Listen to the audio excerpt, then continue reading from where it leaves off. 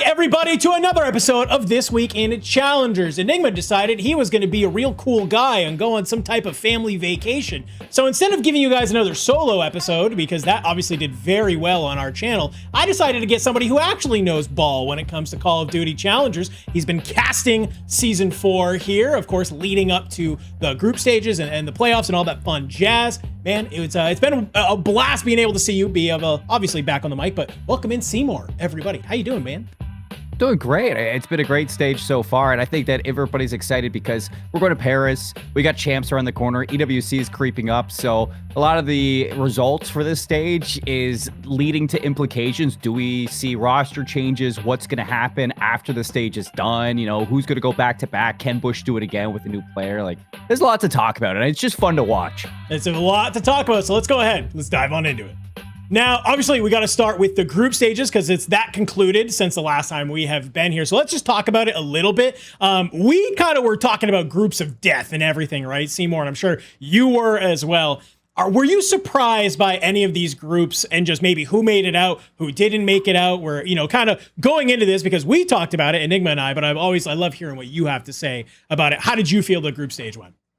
I mean, Group A, everybody should be surprised in what happened in Group A. For Group B, it was a little bit more straightforward. I think that there were certain matchups that happened in Group B that surprised me, like who's winning what. The Huntsmen coming out on top of their group was quite surprising. Yeah, I mean, P7 after Atlanta, they just don't look the same. But I'd say for Group A, I was more surprised. I mean, Cabal looked fantastic, undefeated. Yeah. Literally no one saw it coming. Study was saying on the show on Thursday that, last stage we had I think it was Huntsman actually that came out of the qualification into the Elite Stage 3 all the way to the grand finals, and now Cabal is kind of doing the exact same thing.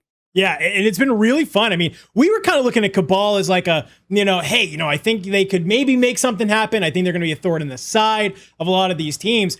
I don't know if there was so much a thorn on the side so much as they are just taking the sword to everybody into their group. Like you said, dude, 5-0 from Cabal in that group of death. Nobody had that. I think what's also on the flip side of that, super surprising to me, is that Stallions roster being 0-5.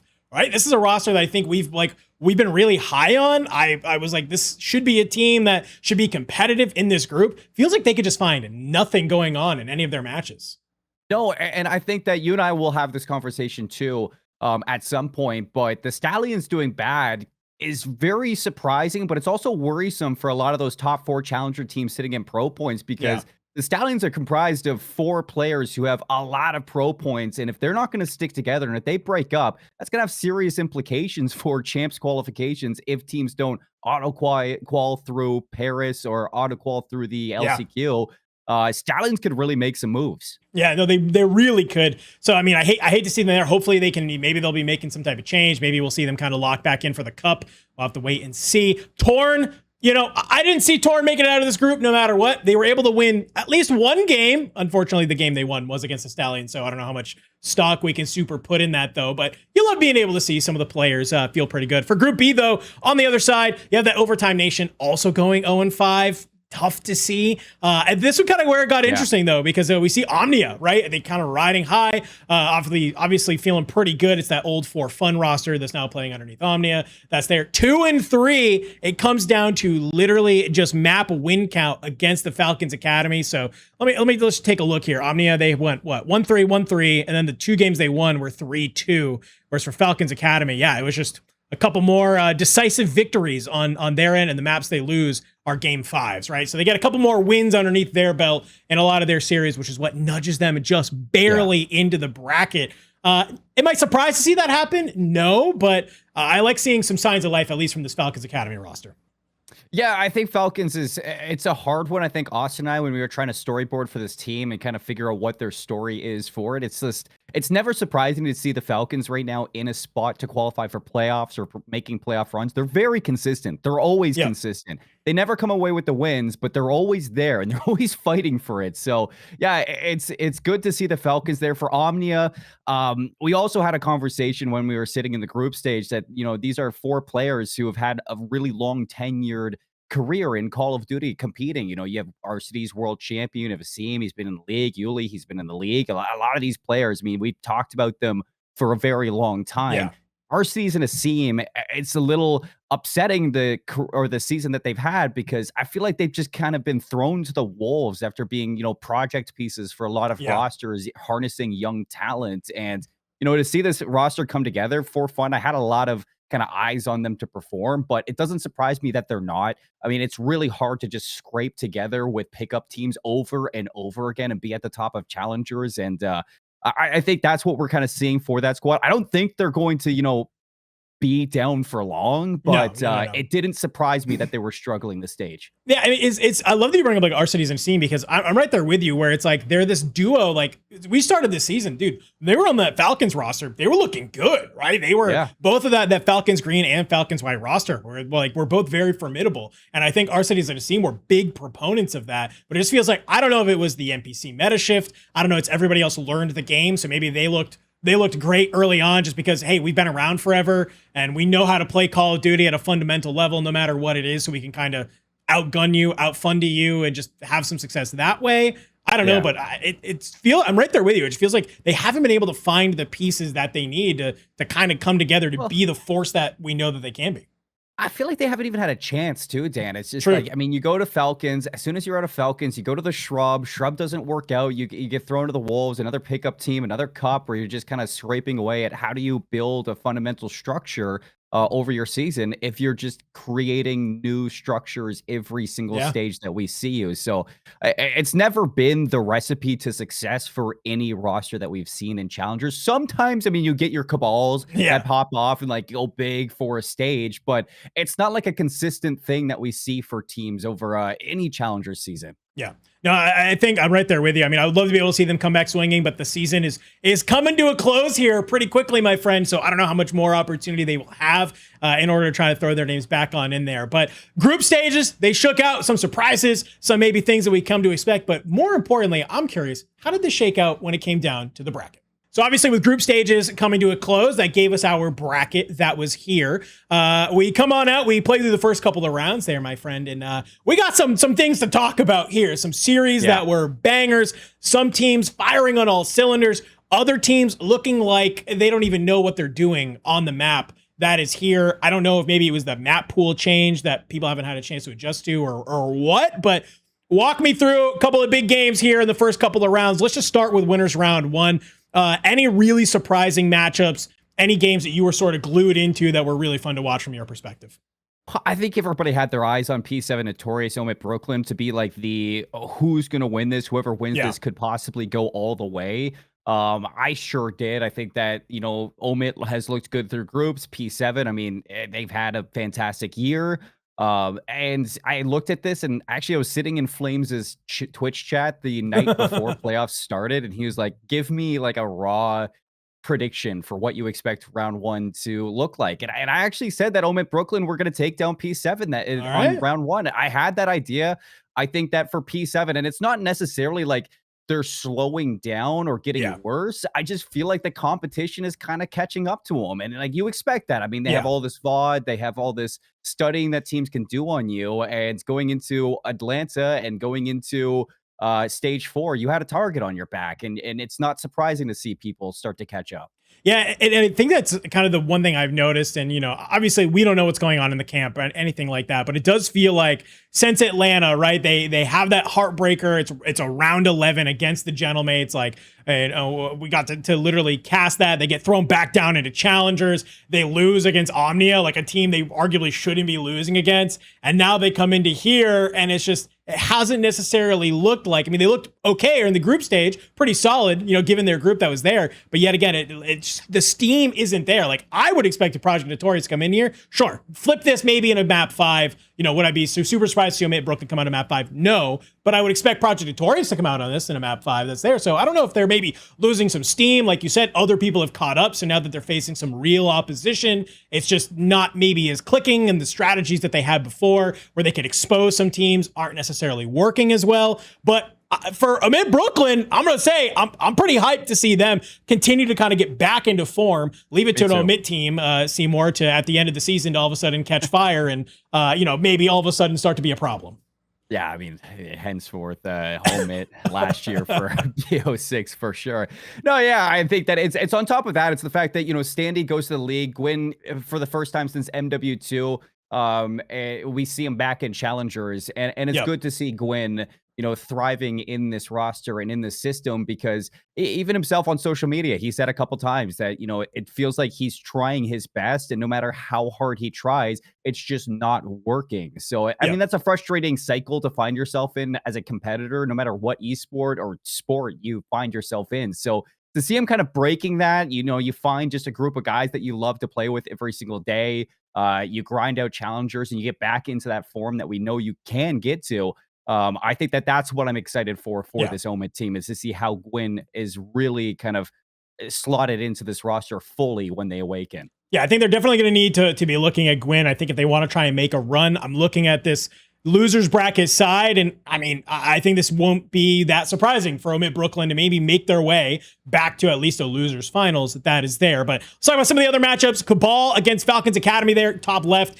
Surprise it goes to a map 5. Less surprised that Cabal wins after what we saw in the group stages. But then, I don't know, maybe it was just the warm-up they needed or what. 3-1 against Omid Brooklyn to put them into winners finals.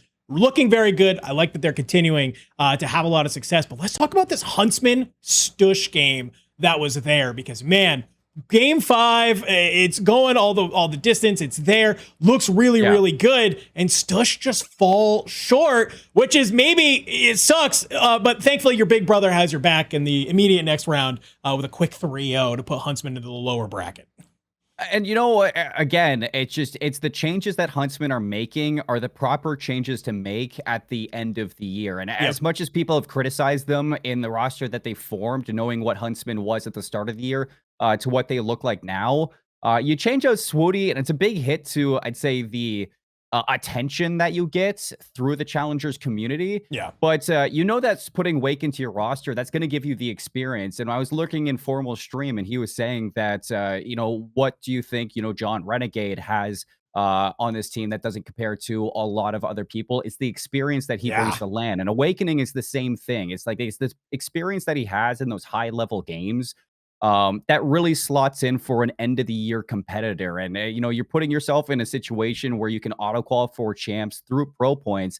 You don't have to stress about the LCQ if that happens. And because of that, you can put all your focus into improving as a team. And that's what a lot of people really underrate is how stressful the idea of going into the LCQ and only having one spot to qualify for is.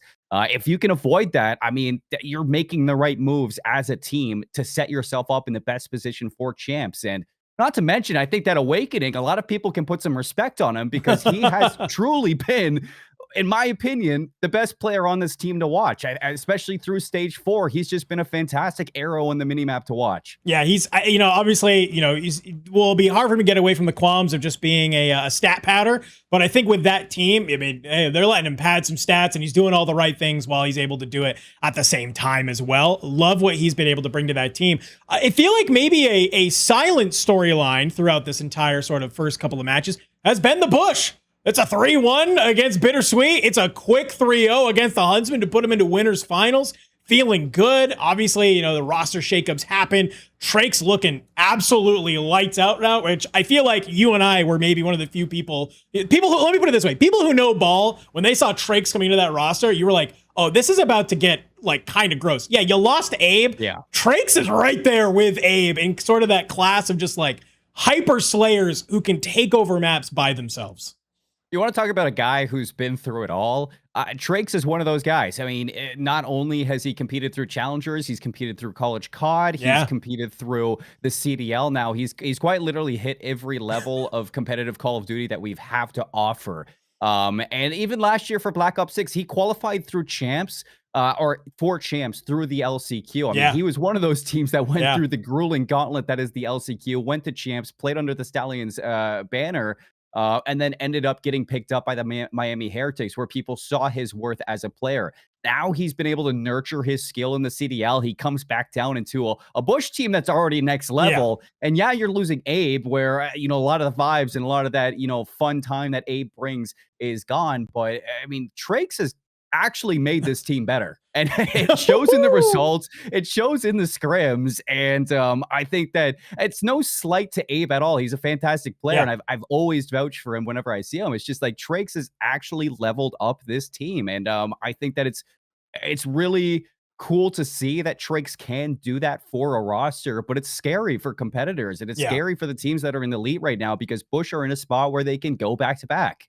Yeah, but I mean, Bush are putting themselves in a very, very good, kind of position here. Very curious to see what they're able to do in that winners finals against Cabal. Obviously, I think there being a little bit of a break between, this week and next week will be great to be able to see. Maybe they'll do some VOD review, come in hot on that. But I'm also looking at that lower bracket side. Unfortunately, we called it out. Project Notorious, they get taken out by Falcons Academy in a 3-1. Very surprising. Did not see that one coming, but hey, back to the drawing board. They're going to have to go. They're sitting pretty okay, I think, for the time being. I'm sorry. I mean, let's be honest. I mean, if you watched that group stage on Wednesday and you saw Falcons play P7 in the groups, they should have beat P7 in 4. You see Nox made a bad play in the overload. It costed them. They went the distance, and P7 really clutched up what we knew them for. But I mean, Falcons clean up a few things, and they get their heads straight, and you go into the bracket, and that's the result we should have seen in groups. Yeah, I mean, exactly. They lose game 5 against Cabal. They're like, oh man, we should have won that one, whatever. They can just look at this and they go, wait, we should have beat that. Exactly what we said. They should have beat Project Notorious, fix those mistakes, come on in, feel good. For Stush, not a great bracket for the Stush here. I know there's a lot of talk about maybe Skill getting some calls or something after Major 4. I don't know. We'll have to wait and see. But not a great first showing. You made it to bracket, which is obviously step number 1, but a game 5 against Huntsman, and then you lose against Bittersweet, which is fellow on a revenge tour. Tough times that are there. But when we look at just these 3 matchups that we have on our screen, kind of going into next week, which one are you most excited for?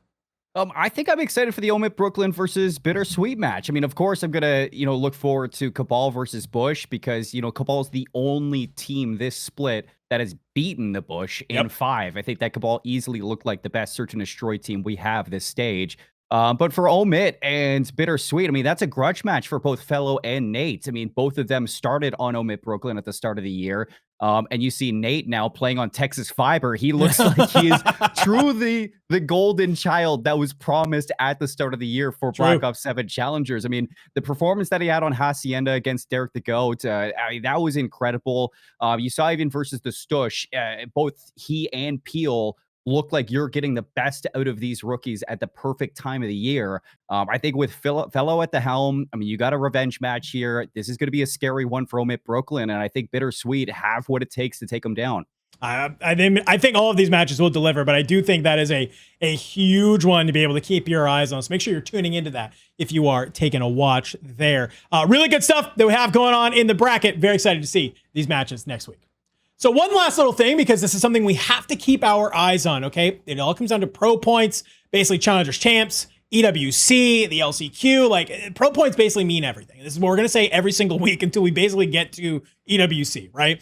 So when I told Mr. Seymour that, hey, I was like, hop in, Andy's on vacation, he said, yeah, absolutely. And he was like, would you like to talk about this? And I said, sure. He didn't tell me any of this, so this is going to be my reaction. But we're going to talk about potential roster changes that could happen that would have insane reactions or implications on pro points and what it looks like for the rest of the season. So I'm going to hit me, man. What do you got cooking in the bath there? So you said you worked on some math. And from one caster to another, it always scares me when we get casters doing math any moment. I don't always like math, but I've even taken into account a little bit of what we have for teams that are not in, like the Stallions or P7 who've been knocked out. We know what their pro points are going to look like at the end of this. And for P7 Notorious, because of the move that the Bush made with TWIC going in for Abe, Abe actually had like 85,000 pro points. So TWIC's going in there like knocks down the Bush to that second seed for pro points. P7 still will be in that number 1 position for auto qualification. But for a lot of people,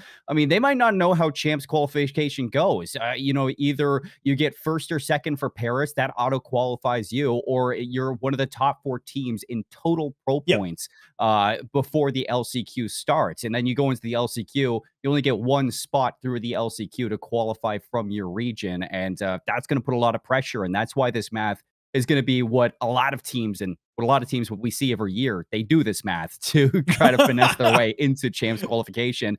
And I mean, I look at Huntsman and Omit right now, Dan, because Sure. Huntsman are sitting at 247,000 pro points. Omit are sitting around 234,000 pro points.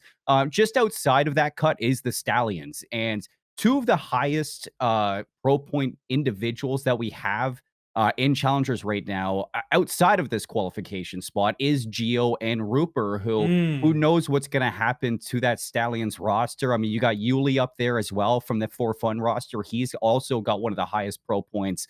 And then Roxas and Aluka both are pretty similar in their own right. And I wouldn't expect a player like Roxas to kind of split up from the system that he has. Sure. I think that for the Falcons, they have a pretty good system. Aluka, who knows what's going to happen with him, but he can move. And we've seen him play really well with teams like Omit Brooklyn. And just hypothetically, like if you were to take a team of Geo, Yuli, Aluka, and Rupert, that would equate around 246,000 pro points, give or take. So, it's not saying that this is going to happen. It's just a hypothetical, but it kind of shows that you put these four players into a team that is at the top, just outside of the cut, and that is actually contending with where the Huntsmen are sitting. So you have a chance to slot in one of these players and move into that fourth qualification spot. And I know that a lot of people will be looking at them because I think that Geo, Yuli, Rupert, and even Aluka all can really turn a team into a championship caliber squad.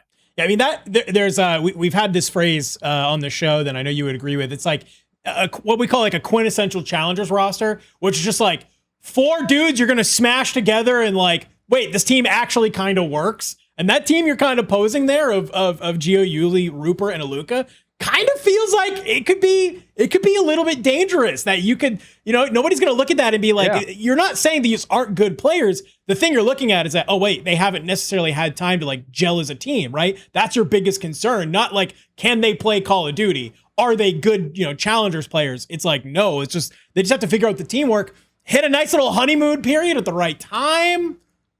Who knows? Who knows what they can see? I love that, I'm not though. saying it's going to happen. No, but it could. It's just the fact that it could happen. And, even if you're not putting all four of those players together, like if For Fun, want to put together a squad and, you slot Yuli in with Rupert and Geo, just like on their own, you maybe put a seam in there as well. Like that's still going to put you at a pretty high spot. There's a lot of top teams, I think, that could even look to upgrade it in their own right. I think that I look at somebody like Vic on Cabal because Cabal's sitting in 8th place of the pro points. I think that Cabal is looking fantastic. You have a rookie like Vic who's really hitting some strides towards the end of the year. And, if he turns around and wins this stage and then gets a lot of pro points in Paris, like that is a really good rookie to pick up to solidify your spot in champs as well. I think that there's still pro points to gather. Nothing solidified in, what the end goal is going to look like for those pro points. And I think there's a lot of players that teams are going to be looking at. It's just those players in particular right now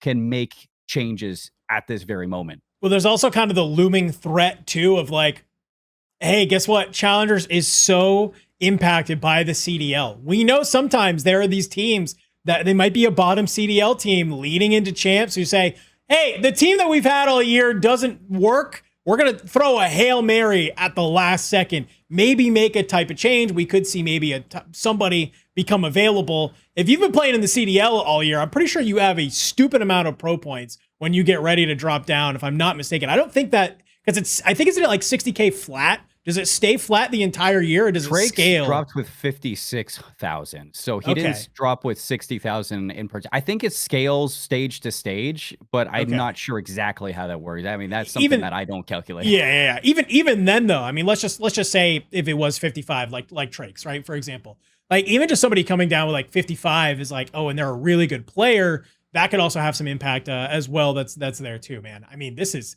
I love that you kind of bring that up because I think when we do look at pro points, when we do look at some of the rosters that are there and that could form, as sort of these top teams kind of quote unquote auto qual, right? It's going to leave open the door for some other teams to be able to kind of slide back on in. I mean, not to mention, Dan, like let's say this Cabal team makes the run, they win stage 4, they win Paris. That takes up a spot of auto qualification for champs. Like, and that Cabal team isn't in the running for pro points. That means that those 4 teams at the top of North America will have to hold their spot for a qualification through pro points. So it's like nothing is safe right now for these teams. Nothing safe whatsoever. Yeah. And remember, folks, too, like total pro points like can affect seeding in some of these things coming up as well. So you might see teams even do that where they say, hey, we want a way better seed. So maybe we'll make a change because we want a better opportunity into that bracket to kind of maybe set ourselves up in a better way, shape, or form. A lot of things possible that can happen here, but we got to get through, I think, the rest of course, Elite Four before we start thinking about that. But just, we'll keep these things in the back of your mind where if we start seeing some movement on the timeline, you maybe get a little bit more of an understanding of why that is.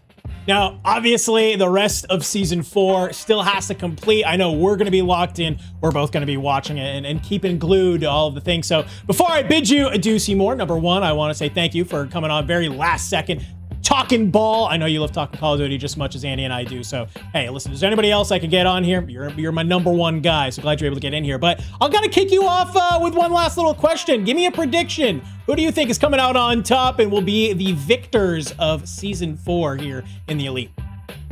I think Bush take down Cabal. I think that we see Falcons actually take the Huntsman down and move forward. I imagine that, Bittersweet has the opportunity for Omen, and I think that I'm actually going to be rooting for Bittersweet to take that matchup and move forward.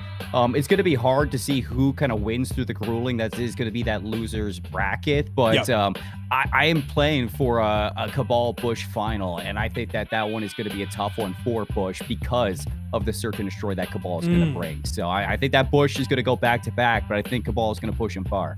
Well, everybody who watches this will be no surprise for me to say that I'm back in the bush, baby. Of course, I think they're going back to back. Not only just because I'm a big fan, but also because I do think that they are looking a little next level. Hopefully they get tested by Cabal a little bit, though. You don't want it to be too easy that they are there. But all I know is that it's going to be a fantastic week of Call of Duty, especially in the challenge. So let us know, who do you have taken Elite Season 4? Who are you hoping maybe makes a roster change, maybe tries to make some magic happen before, of course, Challengers Champs? We want to know everything you have to say. But yet again, thank you, Seymour, hopping on. That's been This Week in Challengers.